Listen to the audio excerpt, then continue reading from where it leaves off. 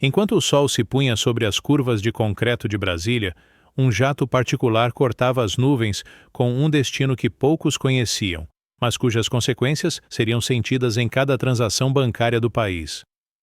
Dentro daquela cabine pressurizada, revestida de couro fino e silêncio cúmplice, o destino de bilhões de reais e a própria credibilidade da mais alta corte do país estavam sendo costurados em um silêncio absoluto, interrompido apenas pelo zumbido constante das turbinas. O mundo olhava para as manchetes econômicas superficiais, mas a verdadeira história estava sendo escrita nos corredores sombrios do poder, onde o destino de uma nação não se decide no voto popular, mas em acordos de cavalheiros firmados sob a luz de abajures caros e o aroma de charutos importados. O que você está prestes a ver não é apenas um escândalo financeiro comum daqueles que aparecem e somem no ciclo de notícias de 24 horas. É o retrato visceral de um sistema onde as linhas entre o juiz e o jogador se tornaram tão tênues que simplesmente desapareceram no horizonte da impunidade institucionalizada.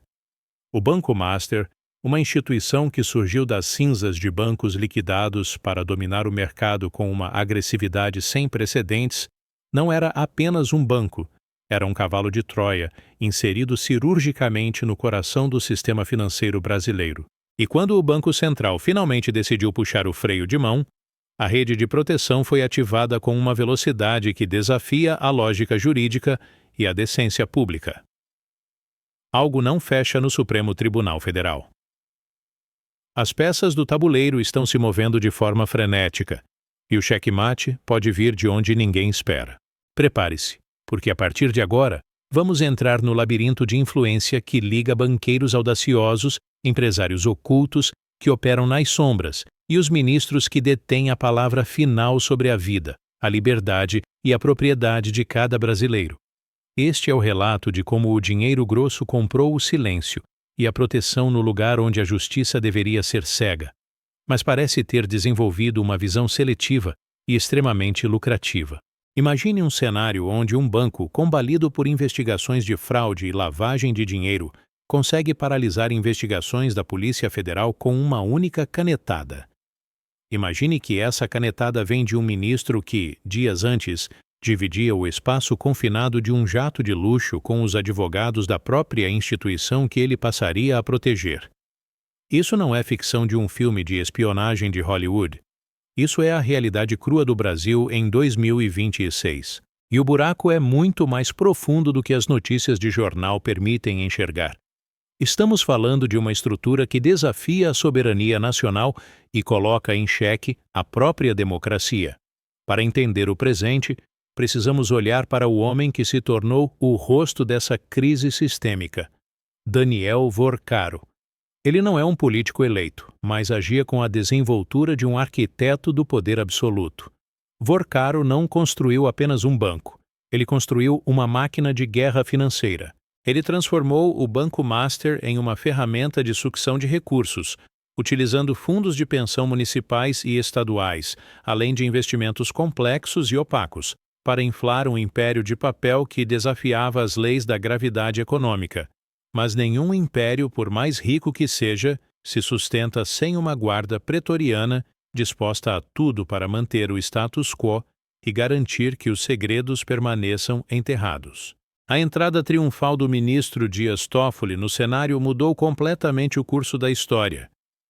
Em dezembro de 2025, em um movimento que deixou os investigadores da Polícia Federal em estado de choque absoluto, Toffoli trouxe para si, por meio de uma manobra jurídica audaciosa, o processo que envolvia Daniel Vorcaro e as entranhas do Banco Master. Ele retirou o caso das mãos da primeira instância, onde as investigações avançavam a passos largos e as provas se acumulavam, alegando a menção a um parlamentar com foro privilegiado. Foi o pretexto perfeito para colocar uma mordaça na justiça comum e centralizar o poder de decisão. Mas o que veio a seguir foi ainda mais alarmante para quem ainda acredita no Estado de Direito. Toffoli impôs sigilo integral à tramitação do processo. Em um estalar de dedos, o escrutínio público foi apagado, como se uma cortina de ferro tivesse caído sobre os autos. O que estava sendo escondido com tanto zelo naquelas páginas numeradas? Por que a urgência quase desesperada em blindar um banqueiro sob investigação por fraudes que somam bilhões de reais? A resposta pode estar em uma viagem realizada em 28 de novembro de 2025. Toffoli embarcou em um jato particular rumo a Lima, no Peru, para assistir a uma final de futebol. Mas o espetáculo principal não estava no campo. Na mesma aeronave, compartilhando o mesmo ar e possivelmente os mesmos planos, estava o advogado Augusto de Arruda Botelho, que atua na defesa de um dos diretores do Banco Master. No xadrez geopolítico de Brasília, coincidências são apenas erros de cálculo que ainda não foram expostos pela luz do sol. Como um ministro pode julgar com imparcialidade uma instituição cujos defensores são seus companheiros de viagem em voos privados? A ética parece ter sido deixada no hangar, enquanto o processo seguia um curso desenhado para o esquecimento e a impunidade, e não para por aí. Descobriu-se que um irmão do próprio ministro figurou como sócio de um resort vinculado ao grupo econômico do Banco Master. O conflito de interesses não é apenas uma suspeita, é uma evidência que grita nos registros comerciais e nas transações imobiliárias. É o retrato de uma família que se confunde com os interesses de quem deveria estar sob julgamento. Mas a teia de aranha é ainda mais vasta e pegajosa do que se poderia imaginar em um primeiro momento. Se Toffoli era o escudo jurídico, outro nome surgia como o elo financeiro que conectava o banco ao coração do poder judiciário. O ministro Alexandre de Moraes, o homem que se tornou o símbolo máximo da defesa das instituições e do combate às notícias falsas, viu sua própria residência ser atingida pelas ondas de choque devastadoras do escandaloso caso Master. A revelação de contratos milionários entre o banco e o escritório de advocacia de sua esposa, Viviane Barcy de Moraes, enviou tremores de terra por toda a Praça dos Três Poderes, abalando a confiança até dos seus aliados mais próximos. Estamos falando de um contrato de consultoria que beira o inacreditável e desafia qualquer lógica de mercado. 129 milhões e 600 mil reais. 3 milhões e 600 mil reais pagos religiosamente todos os meses, durante um período de 3 anos. O objetivo declarado? Uma suposta atuação consultiva junto ao Banco Central, à Receita Federal, ao Congresso Nacional e a diversas instâncias judiciais e administrativas. Em qualquer democracia que se preze, um contrato dessa magnitude, firmado entre uma instituição financeira sob pesada investigação e a família direta de um juiz da Suprema Corte, seria o estopim para um processo de impeachment imediato e uma investigação criminal profunda. Mas no Brasil de hoje, as explicações são dadas em notas oficiais vagas e o silêncio das autoridades é ensurdecedor, como se o valor fosse apenas um detalhe irrelevante. O Banco Master não estava comprando apenas pareceres jurídicos ou conselhos estratégicos de alto nível. Ele estava comprando algo muito mais valioso no mercado de influências de Brasília: acesso irrestrito e tempo precioso para manobrar. Enquanto os técnicos do Banco Central apontavam, com relatórios minuciosos e irrefutáveis, a existência de um buraco negro nas contas da instituição, o Master continuava a operar como se nada estivesse acontecendo, protegido por uma névoa espessa de influência que chegava aos gabinetes onde as decisões mais importantes do país são tomadas. A pergunta que ecoa nos corredores do Ministério Público Federal é: quantos outros contratos como este, escondidos sob o manto da consultoria, existem nas sombras, alimentando a lealdade de quem deveria fiscalizar e punir? A sofisticação do esquema impressiona até os peritos mais experientes da Polícia Federal e do Conselho de Controle de Atividades Financeiras. Não se trata de malas de dinheiro entregues em hotéis de luxo ou encontros em postos de gasolina, mas de transferências bancárias legítimas, amparadas por contratos de prestação de serviços que, na prática, servem como um pedágio institucionalizado para a sobrevivência de operações criminosas. O Banco Master transformou a corrupção em um serviço de consultoria de luxo, onde o produto final não é um documento escrito, mas uma decisão judicial favorável, o engavetamento de uma fiscalização rigorosa ou a simples inércia de quem deveria agir. Para entender a gravidade do que está em jogo, precisamos mergulhar no passado do Banco Master, que antes atendia pelo nome de Banco Máxima. A metamorfose não foi apenas estética. Foi uma mudança radical de estratégia para sobreviver em um ambiente de alta periculosidade. O Banco Máxima estava à beira do abismo, com índices de solvência que fariam qualquer regulador sério fechar as portas imediatamente. Mas, como uma fênix que surge das cinzas alimentada por combustível suspeito, o Master emergiu com uma sede insaciável por ativos problemáticos e conexões perigosas. Investigações de inteligência financeira começaram a detectar um padrão inquietante. O banco passou a ser utilizado como uma gigantesca lavanderia para recursos cuja origem remete aos confins mais sombrios do continente. Relatórios de inteligência mencionam o termo narcoterrorismo financeiro para descrever a complexa rede de empresas de fachada e fundos de investimento que injetavam capital na instituição. Não se tratava apenas de sonegação fiscal, mas de uma operação logística de lavagem de dinheiro que servia para financiar atividades ilícitas em escala transnacional. O Master tornou-se o hub preferencial para quem precisava limpar fortunas construídas sobre o caos e a violência. A conexão com o crime organizado não é uma teoria da conspiração, é uma linha de investigação ativa que tira o sono dos agentes da Polícia Federal. O uso de criptoativos e transferências internacionais via paraísos fiscais criava uma camada de invisibilidade que o banco explorava com maestria. Daniel Vorcaro e seus associados não eram apenas banqueiros. Eles eram operadores de um sistema de compensação que ignorava fronteiras e leis. Quando o Banco Central finalmente detectou essas anomalias, a rede de influência política já estava tão entranhada que qualquer tentativa de intervenção era vista como um ataque ao próprio sistema de poder que sustenta Brasília.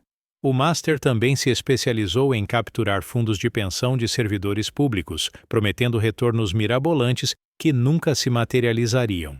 Milhares de trabalhadores brasileiros tiveram suas aposentadorias colocadas em risco para alimentar a ganância de um grupo que se sentia acima do bem e do mal.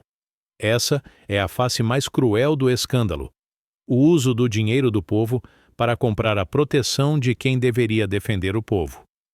A simbiose entre o crime organizado, a alta finança e o poder judiciário criou um monstro que agora ameaça devorar os seus próprios criadores. A rede de influência do Banco Master não se limitava às fronteiras brasileiras.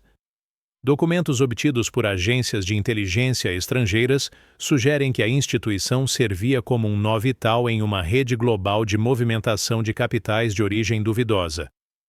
Conexões com bancos em paraísos fiscais do Caribe e da Europa Oriental indicam que o Master era parte de um esquema muito maior de evasão de divisas e financiamento de operações geopolíticas obscuras. O dinheiro que entrava no banco muitas vezes saía rapidamente para contas numeradas, dificultando o rastreamento pelas autoridades nacionais. Nelson Tanure, o sócio oculto, utilizava essa estrutura para alavancar seus negócios no setor de energia e petróleo. Através de fundos de investimento sediados no exterior, ele conseguia injetar capital no Master sem aparecer nos registros oficiais do Banco Central. Essa manobra permitia que o banco mantivesse uma aparência de solidez enquanto operava com recursos de terceiros que nunca eram devidamente identificados. O setor de petróleo, com seus contratos bilionários e fluxos de caixa complexos, era o cenário perfeito para esconder essas movimentações. A inteligência do Mossad e da CIA também monitorava algumas dessas transações, suspeitando que o banco pudesse estar sendo usado para contornar sanções internacionais impostas a regimes autoritários. O Brasil, com sua regulação financeira porosa e seu judiciário influenciável, tornou-se o playground ideal para esses operadores globais. O Banco Master era a peça que faltava no tabuleiro para conectar o capital marginalizado ao sistema financeiro formal, garantindo que o dinheiro continuasse a fluir independentemente das leis internacionais. Essa dimensão internacional do escândalo coloca o Brasil em uma posição delicada perante a comunidade global. A falta de transparência e a proteção judicial a figuras investigadas por crimes financeiros graves podem levar a sanções econômicas e à perda de investimentos estrangeiros. O caso Master não é apenas um problema doméstico. É uma ameaça à reputação do país como um lugar seguro para se fazer negócios. O mundo está assistindo, e a resposta das nossas instituições determinará o nosso lugar no cenário geopolítico das próximas décadas. Enquanto os ministros do Supremo Tribunal Federal lidavam com o desgaste crescente de suas imagens públicas e tentavam conter os vazamentos, um personagem ainda mais enigmático operava nas profundezas, movendo os recursos bilionários que alimentavam toda a máquina. Nelson Tanure, um nome que evoca temor, respeito e mistério nos círculos empresariais mais fechados do país, apontado pela Polícia Federal e pela Procuradoria-Geral da República como o verdadeiro sócio oculto do Banco Master. Tanure é um mestre na arte de assumir empresas em crise terminal e transformá-las em ferramentas poderosas de pressão política e econômica. A investigação detalhada da Operação Compliance Zero aponta que Nelson Tanure era o destinatário final de fluxos financeiros suspeitos que circulavam pelas contas labirínticas do Master. Ele é a cabeça pensante da Hydra, o estrategista que conecta o setor bancário ao mercado de petróleo, à infraestrutura de energia e aos grandes conglomerados de mídia. Tanure não joga apenas para ganhar dinheiro. Ele joga para controlar o sistema por dentro. Quando o ministro Toffoli, em um movimento tardio e possivelmente calculado, determinou o bloqueio de bens de Tanure, muitos analistas viram isso não como um ato genuíno de justiça, mas como um movimento de autodefesa desesperado, uma tentativa de projetar uma imagem de imparcialidade enquanto o cerco da opinião pública e das instituições internacionais começava a se fechar de forma inexorável. Mas a verdade nua e crua é que o sistema financeiro paralelo construído em torno do Master está em pleno colapso. A liquidação extrajudicial do Banco Master, decretada pelo Banco Central em 18 de novembro de 2025, foi apenas o primeiro dominó a cair em uma sequência devastadora. Hoje, 21 de janeiro de 2026, a queda do Willbank, outra peça fundamental do quebra-cabeça ligada ao grupo de Vorcaro e Tanure, confirma que o efeito cascata é absolutamente inevitável. O rastro de destruição financeira deixado por essa rede de influência vai custar dezenas de bilhões de reais aos cofres públicos e ao Fundo Garantidor de Créditos, que agora precisa correr contra o tempo para tentar ressarcir milhares de correntistas enganados por uma fachada de solidez e prosperidade. O que Nelson Tanure e Daniel Vorcaro criaram foi uma simbiose perfeita entre o capital especulativo e o poder político de cúpula. Eles entenderam que no Brasil, para ser um gigante financeiro intocável, não basta ter bons produtos ou eficiência operacional. É preciso ter os melhores amigos nos lugares certos e pagar o preço que eles exigem. E eles pagaram caro por essas amizades. O problema é que, quando o esquema é exposto pela luz da verdade, os amigos costumam ser os primeiros a pular do barco em chamas, deixando para trás um rastro de documentos, mensagens de texto e transferências eletrônicas que agora estão sendo meticulosamente analisadas pela Polícia Federal. A lealdade em Brasília dura apenas enquanto o dinheiro flui e o sigilo é mantido. O que estamos testemunhando em tempo real é o esfacelamento acelerado das instituições que deveriam garantir a ordem, a justiça e o progresso do país. Quando a Polícia Federal deflagrou a segunda fase da Operação Compliance Zero, ela não estava apenas buscando provas de crimes de colarinho branco ou evasão de divisas. Ela estava lançando um desafio direto e sem precedentes à estrutura de poder que governa o Brasil a partir das sombras e dos gabinetes acarpetados de Brasília. Os celulares apreendidos de Daniel Vorcaro, que a defesa tentou desesperadamente manter lacrados sob ordens judiciais, são verdadeiras caixas pretas da República. Eles contêm o código genético da corrupção institucionalizada no mais alto nível imaginável. A pergunta que ninguém em Brasília está ousando fazer em voz alta, mas que tira o sono de muitos poderosos e influentes, é: Quem será o próximo nome a surgir quando essas mensagens forem finalmente descriptografadas pelos peritos da inteligência cibernética? O Banco Master foi apenas a ponta visível de um iceberg de proporções continentais que ameaça naufragar o que resta da credibilidade nacional. A rede de influência que expôs a fragilidade ética do Supremo Tribunal Federal mostra que o Brasil corre o risco real de se tornar uma cleptocracia judiciária, onde a lei é tratada como uma mercadoria e a justiça é decidida em um leilão de influências. O xadrez geopolítico do petróleo, do narcotráfico e do dinheiro grosso encontrou no judiciário o seu porto seguro por muito tempo, mas o porto está começando a afundar sob o peso das próprias contradições e da ganância desmedida. A sobrevivência do regime atual depende criticamente do fluxo constante de recursos financeiros, e esse fluxo foi brutalmente interrompido pela intervenção técnica do Banco Central e pela coragem de setores da Polícia Federal que se recusam a baixar a cabeça diante das pressões políticas. Traições internas já começaram a pipocar nos bastidores, com aliados de longa data trocando acusações em reuniões secretas. O clima é de salve-se quem puder, e o pânico é visível nos olhos de quem antes se sentia intocável. Quem será o primeiro a procurar a Procuradoria-Geral da República para entregar todo o esquema em troca de uma redução de pena e uma chance de sobrevivência? Quem será o primeiro-ministro a pedir aposentadoria antecipada para tentar escapar do julgamento implacável da história e das cortes internacionais? O jogo ainda não acabou, e a próxima jogada promete ser a mais violenta, reveladora e transformadora de todas. Fique atento, porque no mundo da espionagem, da alta finança e do poder absoluto, a verdade costuma ser a primeira vítima, mas o rastro do dinheiro é uma cicatriz que nunca cicatriza e que sempre, invariavelmente, leva ao culpado. A pergunta final que deixo para você refletir, enquanto as luzes de Brasília continuam acesas em reuniões de emergência, é: se o Supremo Tribunal Federal, o guardião último da nossa Constituição, está mergulhado nesse pântano de interesses escusos, quem guardará os guardiões? O que acontece com uma nação quando a sua última linha de defesa se torna a sua maior e mais perigosa ameaça?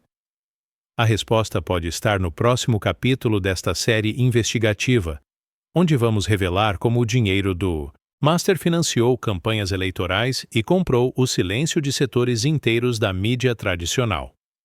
O abismo é profundo, escuro e gelado.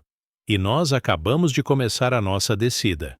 Esteja preparado para o que vem a seguir, pois a verdade é muito mais assustadora do que qualquer ficção que você já tenha visto. A história do Banco Master é apenas o começo de uma jornada que vai mudar para sempre a sua percepção sobre quem realmente manda no Brasil. Não desligue. Não se distraia, pois cada detalhe conta nesta teia de traições e poder absoluto que estamos prestes a desvendar por completo.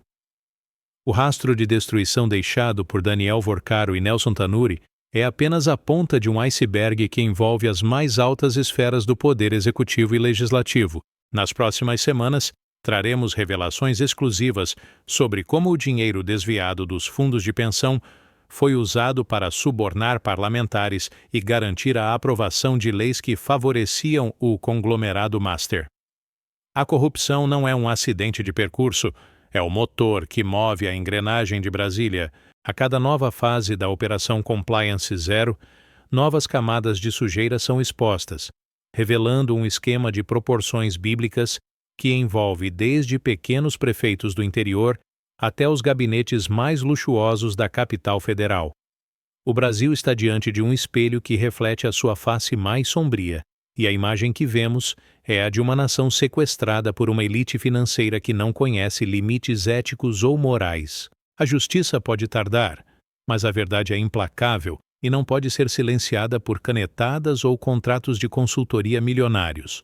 O povo brasileiro merece saber quem são os verdadeiros arquitetos do caos que assola o país, e nós não descansaremos até que cada peça deste quebra-cabeça macabro esteja no seu devido lugar. Acompanhe conosco os próximos desdobramentos desta investigação que promete abalar as estruturas da República e redefinir o futuro do Brasil.